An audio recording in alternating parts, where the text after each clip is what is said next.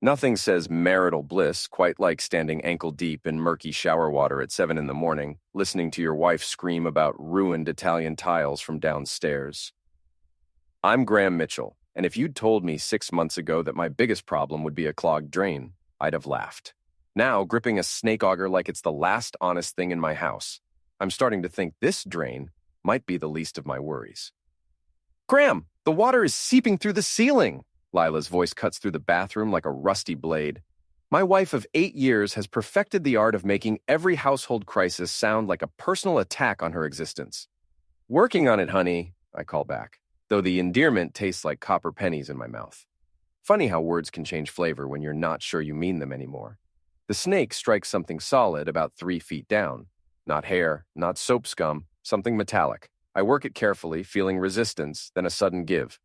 Whatever's down there, it's not supposed to be there. That's it. I'm calling Rodriguez Plumbing, Lila announces from somewhere below, her heels clicking across our hardwood floors like a countdown timer. Rodriguez is booked solid, I remind her, though she's probably already dialing. Lila doesn't hear inconvenient truths when she's in crisis mode.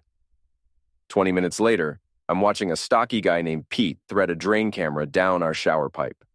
Pete's got the weathered hands of someone who's seen every possible thing people flush, drop, or shove down drains. Nothing should surprise him. But when he looks at his monitor screen, his face goes pale.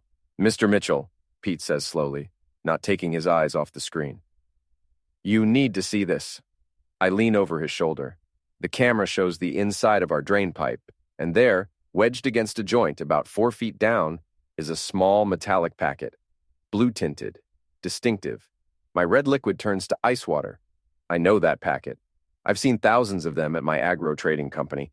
It's rat poison, industrial grade, the kind we sell to commercial farms, the kind that comes with warnings printed in 3 languages and a skull and crossbones that isn't just for show. Sir, Pete whispers, glancing toward the bathroom door, you need to leave, now. My hands start shaking, not from fear, from rage, because I know exactly who uses this shower, only Lila. I haven't used the master bathroom in weeks, not since we started sleeping in separate rooms after our last fight about Victor. Victor, my business partner, my supposed best friend, the man who's been coming to our house for dinner twice a week, who knows where we keep everything, who has keys to both my house and my business. The pieces fall into place with sickening clarity. The headaches I've been having. The bitter aftertaste in my morning coffee that Lila always brings me in bed. The way she's been pushing me to update my life insurance policy. Can you get that packet out? I ask Pete, surprised by how steady my voice sounds. Already did, he says, holding up a plastic bag. But sir, if this is what I think it is. It is. I take the bag, studying the familiar logo of Hartwell Chemical Supply, one of my biggest vendors. Pete, I need you to forget you were here today. Mr. Mitchell, I'll pay you double, cash, but I need time to handle this my way. Pete studies my face for a long moment, then nods. Drain's clear now. Probably got washed down during cleaning. Happens more than you'd think. After Pete leaves, I sit on my bed, staring at the poison packet. Lila's voice drifts up from the kitchen, probably calling her mother to complain about incompetent husbands and ruined mornings. She has no idea her little homicide plot just got flushed into the open. I grab my go bag from the closet, old habit from my army days, and head for the door. Time to disappear for a while and figure out exactly how long my loving wife has been trying to end me. Where are you going? Lila appears at the top of the stairs, perfectly made up despite the early hour. Even in crisis mode, she looks like she stepped out of a magazine. It's one of the things that first attracted me to her. Now it just seems calculated. Parents' place. Need to help Dad with his fence. The lie comes easily. Might stay the night. But we have dinner with Victor tonight. Rain check. I don't trust myself to say more. The urge to confront her right here, right now, is overwhelming. But I've learned a thing or two about patience in the business world. The best deals come to those who wait for the right moment. Fine, she says, already turning away. I'll tell Victor you're being antisocial again. Antisocial. Right. Because not wanting to have dinner with the man who's helping my wife poison me makes me the problem. I drive to my parents' house in silence, the poison packet burning a hole in my jacket pocket. Mom and Dad are in Florida for the winter, which means I have their place to myself. Perfect for planning, because Lila and Victor want to play games. I've got news for them. I didn't build a multi-million-dollar agro trading business by rolling over when people tried to screw me. And I sure as hell won't start now. My parents' house smells like lavender and old memories. I sit at Mom's kitchen table, the poison packet in front of me like evidence in a homicide trial that hasn't happened yet. The irony isn't lost on me. They were planning to make it look like an accident, probably a heart attack or stroke. Rat poison is funny that way. Small doses over time, and it mimics natural causes perfectly. I call my lawyer first.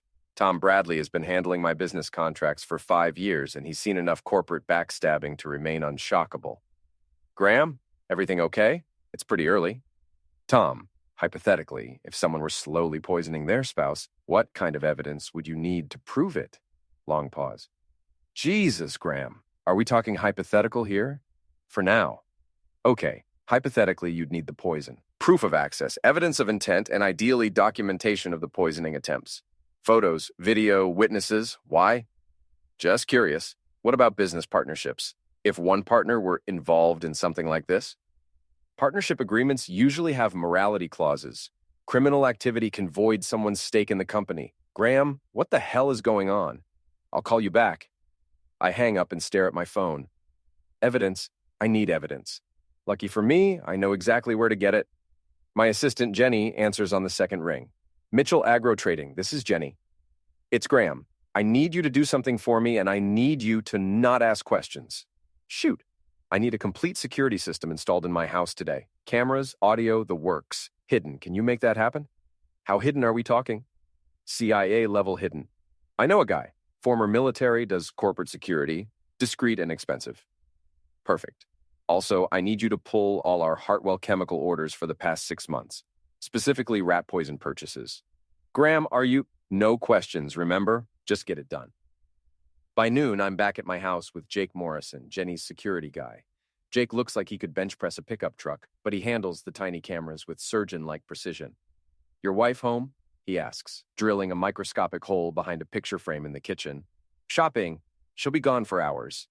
Lila's retail therapy sessions are legendary. When she's stressed, she strikes the mall like a woman possessed.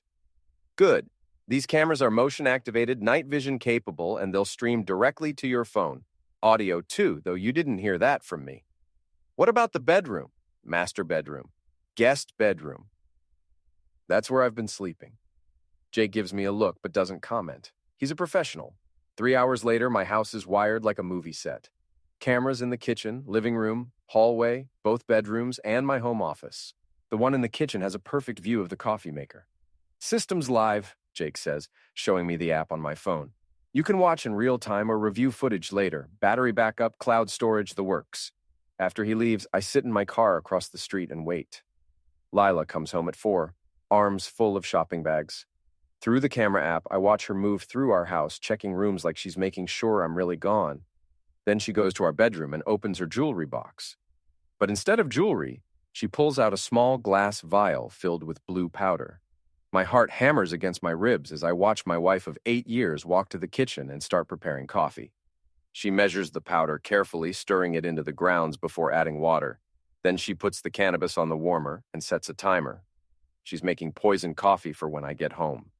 The doorbell rings and I watch Victor walk into my house like he owns the place. He's got that easy confidence that comes with money and good looks, the kind of guy who's never had to work for anything in his life. I brought him into my business because I thought his family connections would help us expand. Turns out I was right, just not the way I expected. Is it done? Victor asks, wrapping his arms around my wife in my kitchen. The coffee's ready. He usually drinks 2 cups when he gets home from his parents' place. And you're sure this will work? Dr. Chen said small doses over several months would cause gradual organ failure. It'll look like stress from work. Dr. Chen. Lila's been seeing a new doctor for her anxiety. Apparently, she's been getting more than just therapy. I watch them kiss in my kitchen, Victor's hands roaming over my wife's body like he's marking territory. The rage building in my chest is so intense I can barely see straight. What about the business? Lila asks. Once Graham's gone, I'll buy out his share from you. The company's worth $12 million now, but his life insurance will give us another $2 million to expand. And then? Then we disappear. Maybe Costa Rica. Somewhere without extradition treaties, just in case. Just in case. They're planning my homicide and already thinking about their escape plan. I've heard enough. I drive to Mick's bar, a dive on the east side where I used to drink before I met Lila. Mick O'Connor is an ex-cop who owns the place now, and he's one of the few people I trust completely. "Graham Mitchell," Mick says, looking up from wiping glasses. "Haven't seen you in months. Heard you got married to some society princess." "Yeah, well, turns out the princess wants to poison the frog." Mick sets down his towel. "Come again?" I show him the poison packet and play some of the audio from my phone. Mick listens without interruption, his face getting darker with each revelation. "Jesus Christ, Graham, you need to call the cops." "Not yet. I want to destroy them first, completely. I want them to lose everything before they lose their freedom." "That's dangerous thinking." "Mick, they've been poisoning me for months. I could have died. I probably still might. Who knows how much damage is already done?" "So, make them pay legally." "Legal isn't enough. I want them humiliated, ruined. I want everyone they know to see exactly what kind of people they are."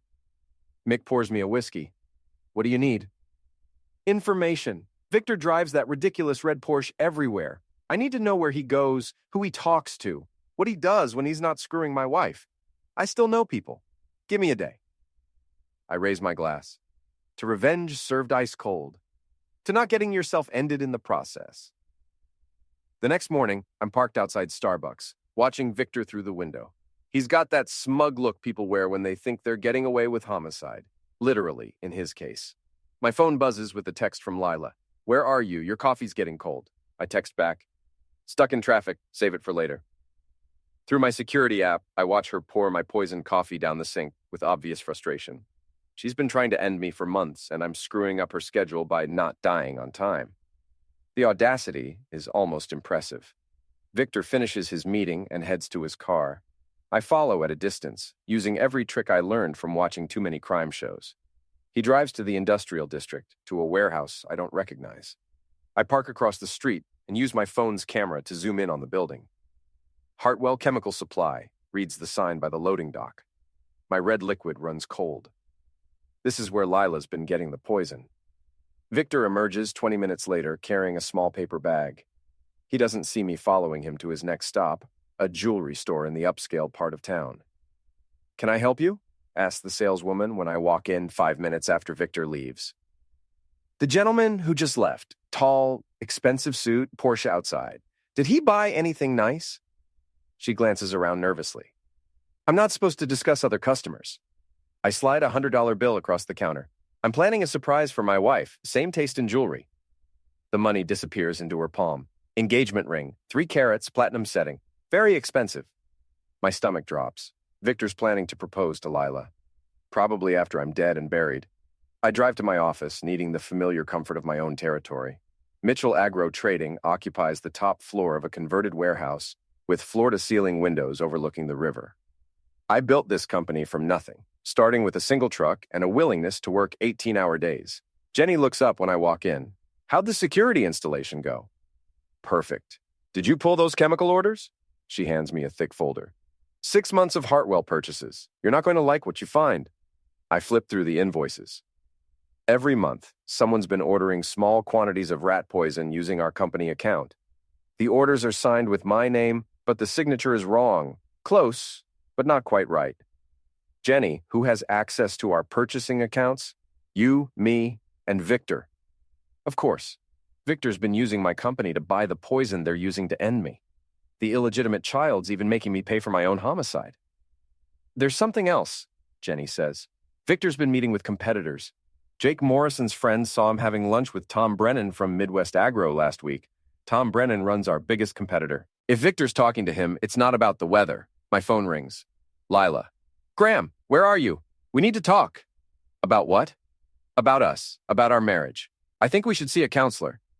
The irony is breathtaking. She wants to work on our marriage while actively trying to homicide me. "Sure, honey, set something up." "Really? You're not going to fight me on this?" "Why would I fight about wanting to improve our relationship?" "I'll call Dr. Chen. She's been helping me work through some issues." Dr. Chen again. The doctor who's been helping Lila work through the best way to poison her husband. Sounds perfect. I'll see you at home. "Graham, I love you." The words strike me like a physical blow. She says it so convincingly, with just the right amount of emotion. If I didn't know better, I'd believe her. Love you too, Lila. I hang up and stare out at the river. In the reflection of the window, I look like a ghost of myself. Maybe I am. Maybe the Graham who trusted people, who believed in love and partnership, is already dead. Maybe what's left is just the part that knows how to fight. My phone buzzes with a message from Mick. Your boy Victor's got a gambling problem. Owes serious money to serious people. Thought you should know. Interesting. Victor needs money, and he needs it fast. That explains the timeline. They can't wait for natural causes. They need me dead soon so Victor can pay his debts. I call Jake Morrison. Graham, what's up? I need surveillance on Victor Reeves. Full package. Where he goes, who he meets, what he does. That's going to cost. Money's not an object. How long? Until I say stop. You got it. Anything specific you're looking for? Everything.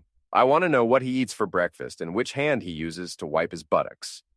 Understood. I'll have a team on him by tonight. After Jake hangs up, I sit in my office and plan. Victor and Lila think they're playing chess, but they're actually playing checkers. They see one move ahead, engram, inherit everything, run away together. They don't see the dozen ways this can go wrong for them, but I do. I've spent years negotiating with people who'd sell their own mothers for the right price. I know how to read people, how to find their weaknesses, how to apply pressure until they break. Victor's weakness is his ego and his debt. Lila's weakness is her need for social approval and her fear of being seen as anything less than perfect. I'm going to use both of those weaknesses to destroy them. But first, I need to make sure they don't succeed in ending me, because all the revenge in the world won't matter if I'm dead. 3 days later, I'm sitting in my car outside Victor's penthouse apartment watching Jake's surveillance footage on my tablet. Victor's daily routine is depressingly predictable. Gym at 6 a.m., office by 8, long lunch meetings with people who look like they break kneecaps for a living, home by 7. What's interesting is what he does at home. Every night, he calls someone and paces around his living room like a caged animal. Jake's lip reader confirms what I suspected. Victor owes $300,000 to some very unfriendly people, and they want it by the end of the month. That's 2 weeks from now. My phone rings. Lila. Graham, Dr. Chen had a cancellation. Can you meet us at her office in an hour? Sure. Where's her office? Downtown. I'll text you the address. An hour later, I'm sitting in a sterile waiting room next to my wife, who's holding my hand like she actually cares whether I live or die. The irony is so thick I could choke on it. Mr. and Mrs. Mitchell? A woman in her 50s appears in the doorway. Dr. Chen, I presume. She looks exactly like what Central Casting would order for respectable therapist. Conservative suit, kind eyes, the sort of person you'd trust with your deepest secrets, or your homicide plans. Her office is all earth tones and soft lighting, designed to make people feel safe and open. There's a box of tissues on every surface, and the walls are covered with certificates and diplomas. So, Dr. Chen says, settling into her chair with a notepad, Lila tells me you've been having some marital difficulties. You could say that. I glance at Lila, who's playing the part of concerned wife perfectly. I've been feeling a bit under the weather lately. Tired, headaches, that sort of thing. Stress can manifest in many physical ways, Dr. Chen says smoothly. How's your diet been? Fine. Lila takes good care of me, makes my coffee every morning, cooks dinner most nights. That's wonderful. It's so important to have a partner who looks after your health. The conversation continues for 45 minutes, with Dr. Chen asking leading questions about my symptoms and Lila playing the devoted wife. I answer everything honestly, watching Dr. Chen take notes that probably detail exactly how the poison is affecting me. I think we should schedule regular sessions, Dr. Chen says as we wrap up. Say, twice a week for the next month? A month. That's their timeline. They want me dead within a month. Sounds perfect, I say. I'm really committed to making our marriage work. Lila squeezes my hand. Me too. Outside the office, I kiss my wife goodbye and watch her drive away. Then I call Jake. I need everything you can find on Dr. Susan Chen. Medical license, patient complaints, financial records, parking tickets, everything. On it. Anything else? Yeah. Tonight, I want you to disable Victor's car. Nothing permanent, just something that'll strand him somewhere inconvenient. What kind of inconvenient? The kind where he has to call someone for help and show exactly how desperate he is. That evening, I'm back at my parents' house. watching my security cameras. Lila's in our kitchen again, preparing another cannabis of poisoned coffee. She's gotten careless, probably thinking I'm too trusting to notice. She measures the poison like she's adding sugar, stirring it in with a wooden spoon that she immediately throws away. The doorbell rings and Victor walks in. They don't even bother with pleasantries anymore. They go straight to making out against my kitchen counter like teenagers. "How did the therapy session go?" Victor asks. "Perfect. Dr. Chen thinks he'll be dead within 2 weeks if we increase the dosage." "Good. I need that money. Tony's guys came by the office today. They weren't making social calls." "What did you tell them?" "That I'd have their money by the end of the month." "And if Graham doesn't die in time?" Victor's laugh is cold. Then we move to plan B, which is a more direct approach. Jake Morrison's been sniffing around, asking questions about me. Graham might be getting suspicious. My red liquid runs cold. They know about Jake, which means they might know about the cameras, the evidence, everything. So what do? We accelerate the timeline. Tonight, you give him a massive dose, enough to cause a heart attack. What if that's too obvious? It won't be. Dr. Chen will sign the loss of life certificate, cite stress-related cardiac failure. No autopsy, no questions. I've heard enough. I grab my keys and head for the door. If they're planning to end me tonight, I need to be somewhere very public with lots of witnesses. But first, I have a phone call to make. "Mick, it's Graham. I need a favor. Tonight, I want you to call the police and report a disturbance at my house. Loud arguing, maybe sounds of a fight." "Graham, what are you planning?" "Justice. Just make the call around 10 p.m. This is getting dangerous. It already was dangerous. Now it's getting even." I drive to the busiest restaurant in town and make sure to chat with the hostess, the waiter, and several other diners. I pay with a credit card and save the receipt. Perfect alibi for whatever's about to happen at my house. At 10:15, my phone rings. It's a number I don't recognize. "Mr. Mitchell, this is Officer Davis with the police department. We received a call about a disturbance at your residence. Are you home?" "No, I'm having dinner downtown. Is everything okay?" "We're not sure. We found your front door open and signs of a struggle inside. Can you meet us at your house?" "I'll be right there." I drive home to find 2 police cars in my driveway and Victor's Porsche parked crookedly on my lawn.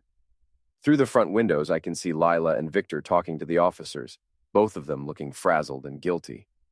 "Mr. Mitchell," Officer Davis approaches me as I get out of my car. "Your wife says there was a break-in, but nothing appears to be missing." "A break-in?" I look toward the house where Lila is watching us through the window. "That's terrible. Is everyone okay?" "Everyone's fine. Your wife and her friend were here when it happened. They scared off the intruders." "Her friend? That's rich." "I'm just glad no one was hurt," I say. "Can I go inside?" "Crime scene's been processed. You're good to go." Inside, the house looks like it's been tossed by professionals. Drawers pulled out, cushions overturned, papers scattered everywhere. But I know what really happened. Victor and Lila were looking for something. Probably evidence that I've been onto them. "Graham." Lila runs to me, throwing her arms around my neck. "It was so scary. They came in through the back door." "What did they take?" "Nothing, I think. Victor chased them off." Victor nods grimly. "Lucky I was here. Could have been much worse." "I'm sure it could have been," I say, looking him straight in the eye. "Thank you for protecting my wife." After the police leave, the 3 of us sit in my living room. Victor keeps checking his phone, and Lila won't stop touching me. My arm, my shoulder, my hand. It's like she's making sure I'm real. "I made coffee earlier," she says. "Would you like some? It might help you relax." "That sounds perfect." She brings me a mug of coffee that smells normal but tastes slightly bitter. I take a sip and set it down. "Actually, I think I'm too wired to drink coffee right now, maybe later." Lila's face falls for just a moment before she recovers. "Of course, whatever you need." We talk for another hour about the break-in, security systems, and whether we should consider moving. Victor suggests several neighborhoods, all of them conveniently close to his apartment. Finally, they leave, and I'm alone in my violated house. I pour the poison coffee down the sink and check my security cameras. The footage shows exactly what I expected. Victor and Lila systematically searching my house, looking increasingly frantic when they don't find what they're looking for. But the best part is the audio. Clear recordings of them discussing the break-in story, making sure their details match. Evidence of conspiracy and filing a false police report. I upload everything to the cloud. and send copies to 3 different email accounts. Then I sit down at my computer and start typing. Tomorrow, the real game begins. I wake up the next morning feeling like I've been struck by a truck. The small amount of poisoned coffee I drank last night was apparently enough to make me sick. Nausea, dizziness, and a headache that feels like someone's driving nails into my skull. But I'm alive. And that's what matters. My phone has 17 missed calls from Lila and 6 text messages ranging from concerned to frantic. The last one, sent at 3 a.m., simply says, "Please call me, I'm worried." I call her back at 8 a.m. "Graham, thank God, I was so worried when you didn't answer your phone. Sorry, I took some sleeping pills. The break-in really shook me up. Are you feeling okay? You look pale." I check my security camera app. She's standing in our kitchen, fully dressed and made up despite the early hour. Behind her, I can see a fresh cannabis of coffee on the counter. I feel terrible, actually. Maybe I'm coming down with something. Poor baby. Why don't you come home? I'll take care of you. I think I'll stay at Mom and Dad's another day. Don't want to get you sick. Graham, we need to talk. About last night, about everything. There are things I need to tell you. Interesting. Is she having second thoughts about killing me? What kind of things? Not over the phone. Can you meet me for lunch, somewhere public? How about Romano's, 1 o'clock? Perfect, Graham. I love you. Love you too. I hang up and immediately call Jake Morrison. Jake, I need you at Romano's restaurant today at 1 p.m. Full surveillance setup. I'm meeting my wife and I think she's about to confess. Confess to what? Trying to end me. Jesus, Graham, maybe you should just call the cops. Not yet. I need her confession on tape first. Romano's is a family restaurant in the middle of town, the kind of place where everyone knows everyone and gossip spreads faster than wildfire. Perfect for what I have planned. I arrive early and choose a table in the center of the dining room, making sure to greet several people I know. The more witnesses, the better. Lila walks in at exactly 1 o'clock, looking nervous and beautiful in a way that once made my heart skip strikes. Now it just makes me sad. 8 years of marriage and it's come to this. You look awful, she says, sitting down across from me. Thanks. Really know how to make a guy feel better. I'm sorry, I'm just worried about you. You've been acting strange lately. The waitress comes over and we order. Lila gets a salad she won't eat, and I order soup that I probably won't be able to keep down. So, I say, what did you want to talk about? Lila takes a deep breath. Graham, I haven't been honest with you. Here it comes. About what? About Victor, about us. What about Victor and us? There is no us anymore, Graham. There hasn't been for a long time. I lean back in my chair, playing the part of the shocked husband. What are you saying? I'm saying I want a divorce. Not what I expected. Because of Victor?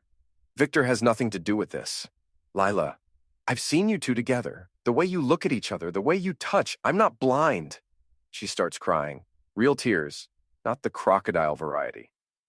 I never meant for it to happen, it just did. How long? 6 months. 6 months. Right around the time the poison orders started. Do you love him? Yes. More than you love me? I don't love you anymore, Graham. I'm sorry, but I don't. The words strike harder than I expected. Even knowing what she's been doing, hearing her say she doesn't love me feels like a physical blow. So what happens now? I want half of everything. The house, the business, your retirement accounts. It's only fair. Fair? I can't keep the bitterness out of my voice. You're screwing my business partner and you want half of everything I've worked for? I deserve it, Graham. I've been married to you for 8 years. 8 years during which you've been trying to end me. The words hang in the air between us like smoke. Lila's face goes white, then red, then white again. What did you say? You heard me. The rat poison in the shower drain, the poisoned coffee, Dr. Chen helping you plan my homicide. I know everything, Lila. You're crazy. Am I? Then explain the Hartwell chemical orders. Explain the poison packet the plumber found. Explain why you've been meeting with Dr. Chen to discuss my symptoms. I don't know what you're talking about, but her voice is shaking and she won't meet my eyes. I have recordings, Lila. Video of you putting poison in my coffee. Audio of you and Victor planning my loss of life. I have everything. She stands up so fast her chair falls over. You're insane. I'm leaving. Sit down. Something in my voice makes her freeze. Around us, the entire restaurant has gone quiet. Everyone's watching our table. Sit down, Lila. We're not done talking. She sits, her hands shaking. Here's what's going to happen, I say quietly. You're going to tell everyone in this restaurant exactly what you've been doing to me. You're going to confess to attempted homicide, and then you're going to call the police and turn yourself in. I won't do that. Yes, you will. Because if you don't, I'll release those recordings to every news station in the state. Your mother, your friends, everyone you've ever known will see exactly what kind of person you really are. You illegitimate child. I'm an illegitimate child. I'm not the one who's been poisoning my spouse. Lila looks around the restaurant, realizes that dozens of people are listening to every word. Her face crumples. I never wanted to hurt you, she whispers. But you did hurt me. For months, you've been slowly ending me. Victor said it would be quick, painless. Victor said a lot of things, I'm sure. Did he also tell you about the $300,000 he owes to loan sharks? Did he mention that he needs me dead to pay his gambling debts? Her face goes even whiter. What? Your boyfriend is broke, Lila. He's been using you to end me so he can inherit my business and pay off his debts. After that, do you really think he's going to run away with you to Costa Rica? You're lying. I pull out my phone and play a recording of Victor talking to his bookie, discussing payment schedules and consequences for late payments. Lila listens with growing horror. Oh, God, what have I done? You've tried to commit homicide. The question is, what are you going to do about it now? She's sobbing openly now, mascara running down her cheeks. Around us, people are pulling out their phones, recording everything. I'm sorry, she whispers. I'm so sorry, Graham. Sorry doesn't fix this, Lila. What do you want from me? I want you to stand up and tell everyone in this restaurant what you did to me. I want you to confess publicly, so there's no question about who the sufferer is here. I can't. You can, and you will, because the alternative is much worse. Lila stands on shaking legs. The restaurant is dead silent. My name is Lila Mitchell, she says, her voice barely audible. And I've been poisoning my husband. The gasps and murmurs that follow are like music to my ears. For 6 months, I've been putting rat poison in his coffee, trying to end him so my lover and I could inherit his money. Someone in the back of the restaurant calls out, "Call the police!" I'm calling them now, I say, pulling out my phone. As I dial emergency number, I watch my wife collapse back into her chair, her face in her hands. 8 years of marriage, and this is how it ends, with a public confession in a family restaurant while strangers record her breakdown on their phones. But I'm not done yet. Victor still thinks he's gotten away with it. He's about to learn otherwise. The police arrest Lila right there in Romano's restaurant, handcuffing her while half the town watches and records on their phones. She doesn't resist, just keeps repeating "I'm sorry" over and over like a broken record. Detective Sarah Williams, a sharp-eyed woman in her 40s, takes my statement while the EMTs check my vital signs. Apparently, months of low-level poisoning have done some damage: elevated liver enzymes, irregular heartbeat, and chronic dehydration. We'll need all the evidence you mentioned, Detective Williams says. Videos, audio recordings, everything. Already uploaded to the cloud. I'll send you the links. What about Victor Reeves? What about him? Are you pressing charges against him too? I smile. Let me handle Victor my way first. If he doesn't confess voluntarily, then yes, I'll press charges. Mr. Mitchell, I can't let you... 24 hours, Detective. Give me 24 hours to make him see reason. She studies my face for a long moment. 24 hours. Then he's our problem. That evening, I'm back at my house, which still looks like a crime scene from the fake break-in. I pour myself a real cup of coffee, no poison this time, and call Victor. Graham, Jesus, I heard about Lila. Are you okay? His acting is impressive. If I didn't know better, I'd think he actually cared. I'm alive, which is more than she wanted. Can you come over? I need to talk to someone who understands business. Of course, I'll be right there. Victor arrives 20 minutes later, carrying a bottle of expensive whiskey and wearing his most sympathetic expression. I can't believe Lila would do something like this, he says, pouring us both drinks. I mean, I knew you two were having problems, but homicide? Yeah, it's pretty shocking. Apparently, she's been planning this for months. Did she say why? Money, mostly. She wanted to inherit the business and disappear somewhere tropical. The business? Victor looks genuinely surprised. But she doesn't know anything about agro trading. No, but her boyfriend does. Victor freezes with his glass halfway to his lips. Her boyfriend? Come on, Victor. We both know it's you. For a moment, neither of us speaks. Then Victor sets down his glass and laughs. You always were too smart for your own good, Graham. Smart enough to install security cameras before my wife tried to end me. How much do you know? Everything. The poison orders using my company account, your gambling debts, Dr. Chen helping with the homicide plan, the fake break-in to look for evidence, all of it. Victor nods slowly. So what happens now? That depends on you. What do you want? I want you to walk into the police station tomorrow morning and confess. Tell them everything. The affair, the homicide plot, your gambling debts, all of it. And if I don't, then I release the recordings to the media, your creditors, and every business contact we have. Your reputation will be destroyed. Your debts will come due immediately, and you'll spend the next 20 years in prison. You, illegitimate child. I'm the illegitimate child? You tried to homicide me, Victor, your best friend, your business partner, the guy who trusted you with everything.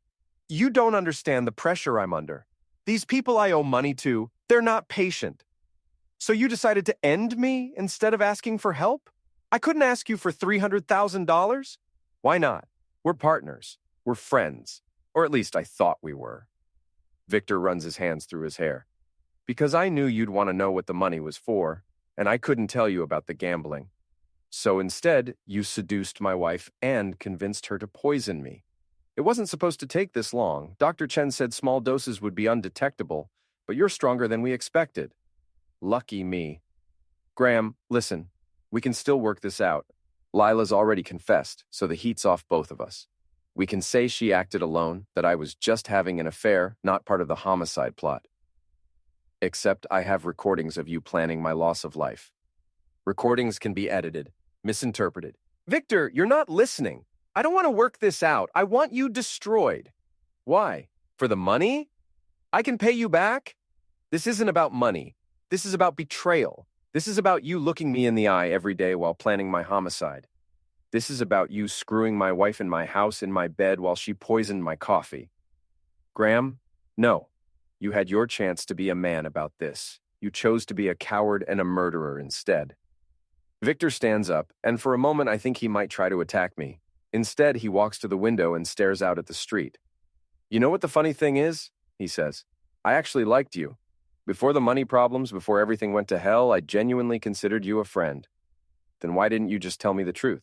Because I was ashamed. Because I knew you'd lose respect for me. Because I was weak. And now? Now I've lost everything anyway. Victor turns back to me and I see something broken in his eyes. What if I confess? What happens to me then? You go to prison, but you go with whatever dignity you have left. And if I don't confess? You still go to prison, but as a broken man who lost everything first. Victor drains his whiskey glass. You know, Graham, you're a harder man than I gave you credit for. I learned from the best. When do you want me to turn myself in? Tomorrow morning, 9 a.m. And if I run instead, I'll find you, and when I do, the consequences will be much worse. Victor nods and heads for the door. At the threshold, he turns back. For what it's worth, I really am sorry. No, you're not. You're sorry you got caught. There's a difference. After Victor leaves, I sit in my living room and finish my whiskey. The house feels different now, cleaner somehow, like the infection has been drained. Tomorrow, this will all be over. Victor will confess, the police will have everything they need, and I can start rebuilding my life. But first, I have one more call to make. Detective Williams, it's Graham Mitchell. Victor Reeves will be at your station tomorrow morning at 9 to confess. Make sure you're ready for him. How can you be sure he'll show? Because he knows what happens if he doesn't.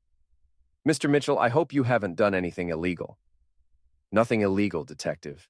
Just good old-fashioned leverage. The next morning, I watched the news coverage of Victor's arrest from my office. He looks smaller somehow, diminished, as they lead him away in handcuffs. The reporter mentions that he's confessed to conspiracy to commit homicide and insurance fraud. My phone rings constantly. Reporters, friends, business contacts, everyone wanting to know how I survived and what happens next. I let most of the calls go to voicemail. The only call I take is from my lawyer. Graham, we need to talk about the business. With Victor's shares reverting to the company due to his criminal activity, you're now the sole owner of a $12 million enterprise. What about Lila's potential claim? Wives don't inherit from husbands they try to homicide. Her rights are forfeit. So I've won. Victor and Lila are going to prison. I'm alive, and I own my company outright. Justice served. But as I sit in my office looking out at the river, I don't feel victorious. I feel empty. 8 years of marriage, 5 years of partnership, all destroyed by greed and betrayal. My assistant Jenny knocks on my door. "Graham, there's someone here to see you." "I'm not taking visitors today." "It's Mick O'Connor. He says it's important."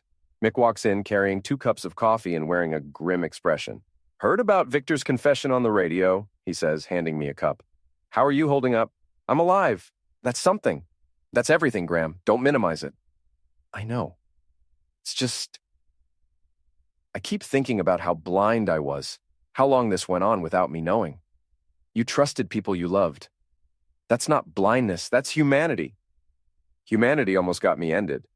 But it didn't. And now you get to decide what kind of man you want to be going forward.